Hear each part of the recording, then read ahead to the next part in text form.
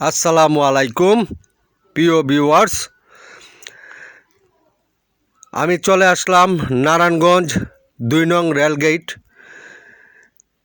এলাকাতে। গতকালকে ঈদ চলে গেল। আজ নারায়ণগঞ্জে ফাঁকা থাকার কথা, যেহেতু গতকালকে কুরবানি ঈদ ছিল। সে কারণে শহরে যে মানুষগুলা ছিল ওনারা অনেক পরিশ্রম করেছিলেন, যার জন্য সারাটা দিন বিশ্রাম নিয়ে সন্ধ্যার দিকে বাইর হয়েছেন। মোটামুটি জাম দেখা যাচ্ছে শহরে।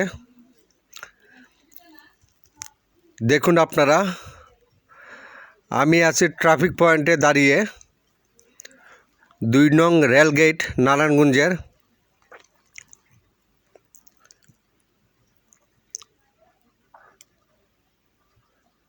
এই জায়গাটা মূলত 7টা রাস্তার মোড়।